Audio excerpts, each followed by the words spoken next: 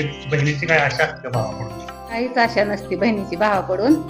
फक्त प्रेमाचे 2 शब्द बोलावे. भावाने सारखं येणं नाही झालं तरी सणाला तरी निदान भाऊबीला तरी यावे भावाने बहिणीकडे. फोनवर तर रोज बोलणं होते, पण असं प्रत्यक्षात भेट व्हावी अशी अपेक्षा असते. बहिणीची भावाकडून काहीच अपेक्षा नसते, फक्त प्रेमाची अपेक्षा असते बहिणीची भावाकडून. आणि असं म्हणतात की लग्न झाल्यावर बहीण भावाच्या नात्यात अंतर पडतो, पण तसं काहीच नाही. मला 2 भाऊ आहेत. माझे दोन्ही पण भाऊ खूप प्रेमळ आहेत आणि माझ्या दोन्ही बहिण्या पण खूप प्रेमळ आहेत. आमच्यात कधीच अंतर पडलेलं नाही आणि इथून पुढे पण पडणार नाही आमच्यात अंतर. तर किती पण लांब असू द्या, तुम्हाला वर्षभरातून एक दिवस फक्त वेळ काढा आपल्या बहिणीसाठी. एक दिवस वेळ काढा, राखी बांधून जावा. रक्षाबंधनाला नाही जमलं तर तुम्ही दिवाळीत 100%, कारण दिवाळीला पूर्ण आपल्या भारत देशाला पूर्ण सुट्ट्या असतात. 4 दिवस असू दे, 5 दिवस असू दे, वर्षातले 365 दिवस असतात. वर्षातले 365 दिवस फक्त तुम्ही एक दिवस काढा बहिणीसाठी, भाच्यासाठी, दाजीसाठी आपल्या.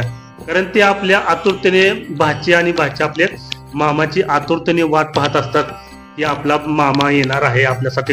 रक्षाबंधनाला नाही निदान भाऊबीजेला तरी ये, आणि तुझा आम्हाला काय सुद्धा नको, फक्त येऊन फक्त आमची गाडी भेट घेऊन जा, फक्त एवढं असतं.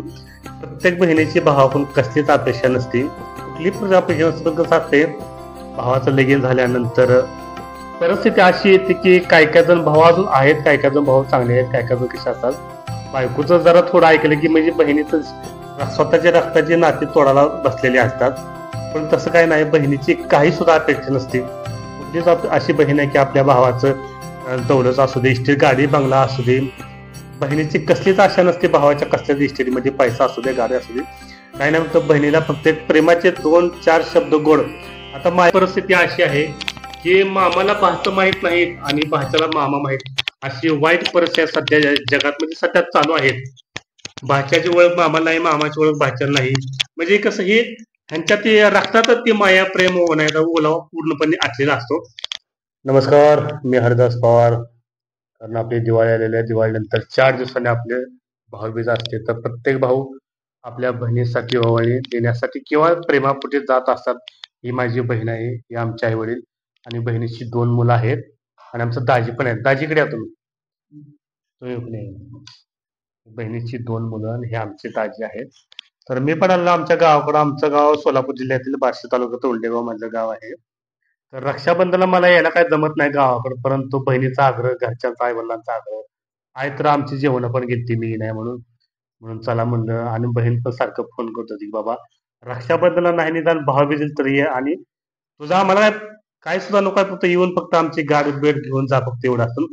प्रत्येक बहिणीची भावाकडून कसलीच अपेक्षा नसते, कुठली अपेक्षा नसते. कसं असते, भावाचं लगीन झाल्यानंतर परिस्थिती अशी येते की काय जण भाऊ अजून आहेत, काय जण भाऊ चांगले आहेत, काय जण कसे असतात.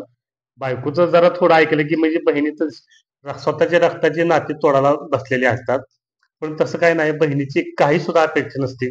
कुठलीच अशी बहीण आहे की आपल्या भावाचं दौलत असू दे, इस्टेट, गाडी, बंगला असू दे, बहिणीची कसलीच आशा नसते भावाच्या कसल्याच इस्टेटीमध्ये. पैसा असू दे, गाडी असू दे, काही नाही, फक्त बहिणीला फक्त प्रेमाचे 2-4 शब्द गोड.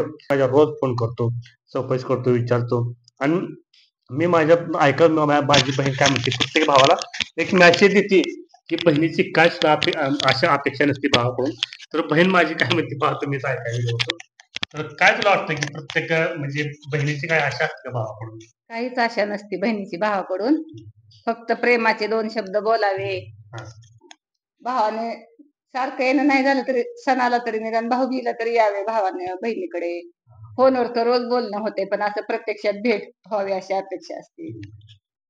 तू काय पूर्ण बहीण भावाचे पवित्र नाही आहे ना, त्याला एक चांगला मेसेज दे की तुम्ही तुमचं म्हणजे तुमच्या प्रपंचात किती पण अंतर पडू द्या, पण माया तुमच्या प्रेमात कधीच अंतर पडून देऊ नका. एक मेसेज दे बहिणीला किंवा भावाला.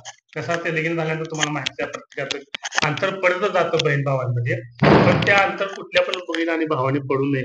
कारण पैसा असा वाईट पैसा आहे, पैशासारखं वाईट कुठलीच गोष्ट नाही. हा पैसा सख्खी माणसं तोडतो, सख्या माणसाला दूर करतो. तर समजूतदारपणा जे आपल्या संस्कार जे पहिल्या आई वडिलांनी दिलेले असतात ना, तेच संस्कार आपण कडपर्यंत निभवायचे आहेत. बहिणीला तुमचा पैसा इस्टेट काहीच नसते. बहिणीला आणि भाचं पण असतं, भाचं पण एक स्वतःच्या मुलासारखं भाच्याला पण प्रेम लावलं नाही, भाचं सुद्धा जवळ असत. काय काय परिस्थिती अशी आहे की मामाला भाचं माहित नाही आणि भाच्याला मामा माहित, अशी वाईट परिस्थिती सध्या जगात म्हणजे सध्या चालू आहेत. भाच्याची ओळख मामाला नाही, मामाची ओळख भाच्याला नाही. म्हणजे कसं हे ह्यांच्या ते रक्तातच ते माया प्रेम होण्याचा ओलावा पूर्णपणे आटलेला असतो. तर आम्ही काय काय सुद्धा असं नाही का माझ्या आणि बहीण भावाचं आमचं प्रेम अतूट एकदम राहता येते आमच्या वडील. तर आमच्या आई पण थोडक्यात सांगते की आमच्या आईचं तर लय जीव असते म्हणजे माझ्या बहिणीवर. तर आई पण काय म्हणते बघा. तर तुला कसं वाटतं की तुझी पोरगी आली आहे तुझ्या रक्षा म्हणजे भाऊबीजेला वगैरे काय वाटतंय का? वाटतंय काय वाटतं? भाऊबीजीला यावं, रक्षाबंधनला यावं मुलीनं. हा. बहीण भावंडाचं नातं प्रेम असतं, पवित्र नातं असतं, त्यामुळे यावं वाटतं. आणि मी सगळ्याला सांगू इच्छितो की कसं असतंय, बहिणीला कुठली पण आशा नसते, पण तुम्ही असं नाही की बहिणीला आशा नाही म्हणजे तुम्ही हिला रिकाम्या हाताने पाठवून आता तसं करायचं नाही. तुम्ही फुल नाही फुलाची पाकळी तुमचा पान सुपारी 1 रुपया जरी दिला तरी ती बहीण समाधानी असते, खुश असते. तुमच्या 1 रुपया सुद्धा पान सुपारीचं बहीण खुश असते. परंतु तुम्ही देण्याची ती दान ठेवा. असं नाही की बहीण काहीच मागत नाही म्हणून. आणि बहिणीला पण सांगतो, बहिणीचा तो हक्क असतो, बहिणीनं मागून घ्यावं. काय काय जण भाऊ असे नालायक असतात का नाही, बहिणीकडे देत पण येत पण नाही आणि काय देत पण नाही. पण अशा बहिणीनं पण भावाला एक चांगलं सबक शिकवायची की तू म्हणजे हक्काचं असं नाही, हक्काचं बहिणीने घ्यायचं. कसं असतं बहीण म्हणती कशाला काय घ्यायचं दादाला किंवा भावाला माझ्या तकलीफ, पण तसं नाही. बहिणीनं पण काय काय वेळेस कठोर हे राहावंच लागतं. तर तुम्हाला काय वाटतं भाऊ पोरगी तुमची आली आहे म्हणजे आमचं वडील आहे आणि भाऊ म्हणतो प्रेमाला, तुम्हाला काय वाटतं पोरगी आली आहे काय पोरगी नाही. काय तुम्हाला मागितलं का सांगा आले वगैरे? नाही, सगळी यावी एकमेकीच्या सगळ्या आनंदात राहावं. हा. 4 दिवस हा. एवढं भाऊबीजी ते दिवाळीला सगळ्यांनी आवड मिळून राहावं एवढीच अपेक्षा आणि काय. तू पण सांगा. प्रेम वाढतं आल्या गेल्यावर, नात्यात दुरावा होत नाही, हा. त्यामुळे यावं वाटतं. खणखणीत बोल मोठ्यानं. दाजी हे आमचं दाजी आहे. दाजी म्हणलं तर मी काय बोलणारच नाही, आमचं दाजी लाजवाळ आहे. पण दाजीला म्हणलं की बोला बिंदास मध्ये बोलत जावा. कारण आमच्या मनात भरपूर प्रेम आहे. बहिणीशिवाय दाजी असू दे, भाऊ असू दे, काय नाही, प्रेम हे शेवट कडपर्यंत येत असते. राग मत्सरानं कोणाचं काही चांगलं झालेलं नाही, लक्षात ठेवा. प्रेमाने जग जिंकता येते, ती मोठी मोठी माणसं म्हणून गेलेली आहेत आणि ते खरं आहे, प्रेमाने जग जिंकता येते. तर दाजीनं मी काल एका फोनवर दाजीने त्यांचं पूर्ण काम सोडून दाजी इथं आल्यात माझी गाडी गेला. दाजीला आज अक्षरशः वेळ नाही, त्यांच्या आता म्हैस वेलेली आहे. तर अशी परिस्थिती आहे की यांची का नाही बहिणीशिवाय ती म्हैस धार देत नाही, पण त्यांचं पूर्ण त्यांची जी कामं आहेत त्यांची कामं बाजूला ठेवून मी एका फोनवर दाजी माझ्यासाठी आलेले आहे दाजी. तर दाजी तुम्हाला मी काल फोन केला तर तुम्हाला वेळ नव्हता तरी पण आला का तुम्ही सांगा, थोडक्यात सांगा. होय, मी मिळवण्यासाठी सांगा, मी सासू करतो. सासऱ्यासाठी कठोरपणा करून आलो. हा. हं. माझी म्हैशी याला येली होती तरी हायशी सोडून आलो. म्हणजे बघा म्हणजे एक मेहुणाचं आणि दाजीचं पण प्रेमाचं नातं तर चांगलं असते, लक्षात ठेवा. आणि ही माझी भाची आहे. सांग बाई तू सांग बघा, ही माझी भाची आहे बघा, किती सुंदर आहे बघा. माझी भाची. तर तुला मामानं वगैरे काय कपडे वगैरे ड्रेस घेतले का भाऊ घेतले ना? किती ड्रेस घेतलं, काय काय घेतलं मामाने? ड्रेस घेतला, हा, मग मोठ्यानं मेकअप बॉक्स घेतला, घेतला. आणि काय केलं का सोन्याचं वगैरे काय दागिना केलं का? केला ना. आणि हा भाचा आहे माझा. तर तुला काय केलं का रे मामाने सांग. मामाने कपडे घेतले, किती ड्रेस आणलं? 3 ड्रेस घेतले. 3 ड्रेस आणलं हा. ना. आणि कोल्हापुरी पैठण पण आहे ना. हा. तर ही मी करा आता सहज थोडा व्हिडिओ करा, कारण हा व्हिडिओ म्हणजे आयुष्यभराची आठवण असते. जरी माणूस जरी हयात नसेल असेल तरी हा व्हिडिओ कितीतरी पिढ्या बघितला जाईल. हा व्हिडिओच्या माध्यमातून सगळ्यांना मेसेज देतोय की मी बहीण आणि भावाचं नातं एकदम जबरदस्त आहे, प्रेमाचं नातं आहे. त्यात कुठलीही आशंका म्हणजे त्यात कुठलेही म्हणजे लोभ नाही. बहिणीला भावाच्या संपत्ती काय कसं असते, मग काय कसं वाटतं की बहिणीचा भावाच्या संपत्तीवर डोळा आहे. कारण आता कसं असते, आता सगळीकडे शेत रोड मध्ये चालल्या तेव्हा शासनाचे पैसे भरपूर येत असतात. तरी समाजामध्ये कान भरणारी माणसं असंख्य आहेत की बाबा तुझ्या भावाला बघ, तुझे 2-3 एकर शेत गेले, एवढे 4-5-6 कोटी रुपये आल्या, तुझं जा. तर असे कान भरणारी माणसं पण भरपूर आहेत. तर मी तुम्हाला सांगतो, बहीण भावानं एकच सांगतो की तुम्ही तुमच्या नात्यात कटुता आणू नका. प्रेमाने सर्व गोष्टी प्रश्न सोडवले जातात, वाईट कुठलंच नाही. तरी आणखीन एकदा बहीण माझी थोडक्यात सांगणार की प्रत्येक बहिणीला अजून सांगतोय मी कुठल्याच बहिणीला जगात कुठलीच बहीण अशी नाही की की आपल्या भावाचं वाईट होऊ दे किंवा भावाला मी गेली म्हणजे भावाकडून मला असं भरपूर इष्ट देईन तशी कुठलीच अपेक्षा नसती. बहिणीला चार शब्द गोड आता हा सर्वस्व नसतो. आणि असं पण आहे की पैसा पैसा कारण पैसा देव नाही तर देवापेक्षा सुद्धा कमी नाही असे पण म्हणलं तर काही वावगं ठरलं नाही. तर माझे भाई आणि शेवटचे एक दोन शब्द थोडक्यात सांगणार. तर आणखीन तू एक मस्त एक मेसेज सांग सुंदर ह्याच्यात की प्रत्येक बहिणीला आणि भावाला प्रत्येक वर्षातले 2 सण असतात. भाऊबीज असते आणि रक्षाबंधन.